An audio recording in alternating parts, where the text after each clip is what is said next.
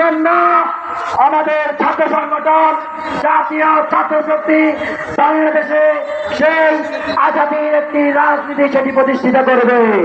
পাশাপাশি আপনাদেরকে বলতে চাই, 1971 সালের মহান মুক্তিযুদ্ধে আমাদের পূর্বপুরুষেরা স্লোগান দিয়েছিল, বীর বাঙালি অস্ত্র ধরো, বাংলাদেশ স্বাধীন করো। 2024-এ 53 বছর পরে আমরা স্লোগান ধরেছিলাম, পাশের লাঠি তৈরি করো, প্রতিবাদ মুক্ত করো। আগামী বাংলাদেশে আর নব্যকোনা প্রতিবাদের জায়গা দেওয়া হবে না। সবাইকে অসংখ্য ধন্যবাদ। ইনকিলাব জিন্দাবাদ।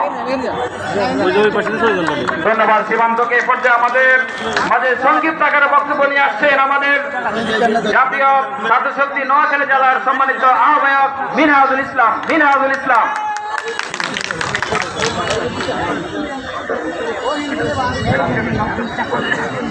আসসালামু আলাইকুম। সবাই কেমন আছেন? আলহামদুলিল্লাহ। আমাদের জুলাই মহানায়কদেরকে পেয়ে আপনারা সবাই খুশি তো? আমি কিন্তু ভালো নাই।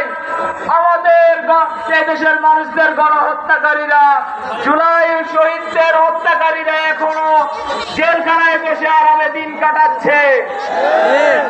এই গণহত্যাকারীদের ফাঁসি হওয়ার আগ পর্যন্ত আমাদের ভালো থাকার কোনো সুযোগ নাই।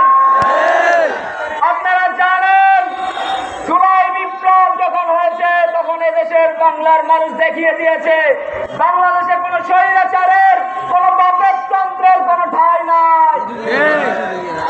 এই জুলাই বিএনপির না, এই জুলাই জামাতের না, এই জুলাই এনসিপির না, এই জুলাই হচ্ছে দেশের শহীদদের, এই জুলাই হচ্ছে দেশের আহত গাজীদের, এই জুলাই হচ্ছে আমাদের রিকশাওয়ালা মামাদের, এই জুলাই হচ্ছে আমাদের ঝালমুড়িওয়ালা মামাদের, এই জুলাই হচ্ছে আমাদের মায়েদের বোনদের।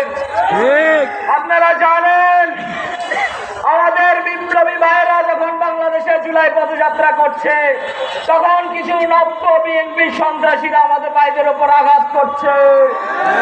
আমি মাননীয় প্রধানমন্ত্রী তারেক রহমান সাহেবকে বলতে চাই, আপনি এই নব্য বিএনপিদের খোঁজ নেন, গত 16 বছর তারা কোথায় ছিল? তারা যদি এদেশে থাকতো, স্থানীয় আওয়ামী লীগীদের সাথে আঘাত না করতো, আপনি 16 বছর লন্ডনে থাকা লাগতো না। গণতন্ত্রের অবসীন নেত্রী এবং খালেদা জিয়াকে জেলে থাকা লাগতো না।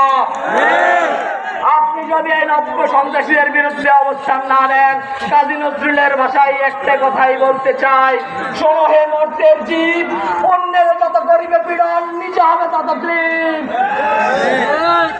আপনারা জানেন, টিভি টকশোতে কিছু আওয়ামী লীগের দালালরা আছে, তারা 2 দিন পর পর গিয়ে আওয়ামী লীগের পক্ষে বয়ান উৎপাদন করে। আপনারা এই বয়ান দেখে দেখে আওয়ামী লীগের বিদেশে যারা আছে তারা ভাবে তাদের দেশে অনেক সমর্থক। এই ভিডিও বার্তাতে আওয়ামী লীগদের একটা কথাই বলতে চাই, বাংলা ভাষায় একটা প্রবাদ আছে, 9 মন দিয়েও পড়বে না আর রাধাও নাচবে না।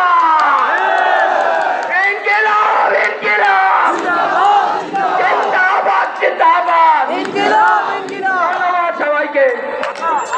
আমরা আমাদের বক্তাদের খুবই অনুরোধ করবো, আমাদের আসলে দুর্যোগপূর্ণ অবস্থা।